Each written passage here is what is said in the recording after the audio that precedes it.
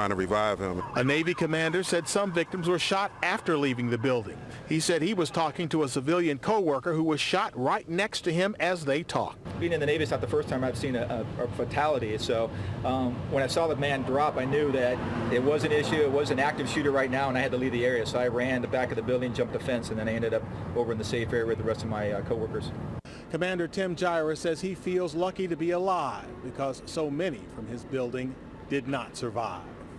Reporting from Southeast Washington, Sam Ford, News Channel 8. U.S. Capitol Police continue their security measures around the Capitol complex and the Hill. They say there is no known threat to the complex, but the enhanced security is a proactive measure. They say the additional units continue to assist other law enforcement at the Navy Yard, and they're stationed in the field to provide extra security to the congressional community. And earlier this evening, President Obama ordered flags in the nation to be lowered to half-staff. Meanwhile, there was increased security on Metro today. One entrance to the Navy Yard station was closed for some time as the shooting rampage unfolded.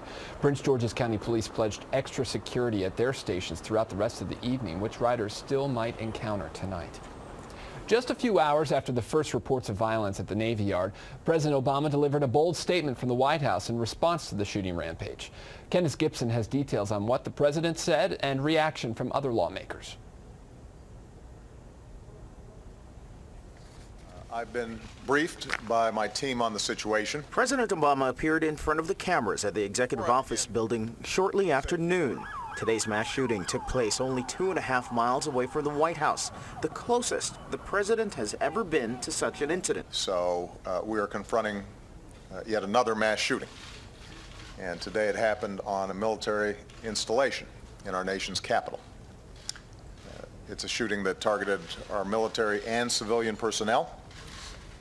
These are men and women who were going to work, doing their job, protecting all of us. The president also paid tribute to the victims. They're patriots, and they know the dangers of serving abroad, but today they face the unimaginable violence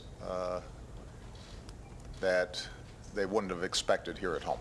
On Capitol Hill, Majority Leader Harry Reid appeared briefly on the floor before recessing until Tuesday morning in light of the shooting. In South Carolina, Vice President Joe Biden reacted to the rampage. We know a tragedy has occurred, and we're thinking about all the people who are there and praying for the safety of all the military and police personnel who are trying to bring this under control as well. And late this afternoon, the Defense Secretary also released a statement, Chuck Hagel, saying his thoughts and his prayers are with the nation's capital as well as many of the military personnel who were impacted by today's incident. Reporting from the newsroom, Candace Gibson, News Channel 8. As the emergency personnel responded to the shooting scene at the Navy Yard, the rush to get victims to local hospitals was an urgent priority.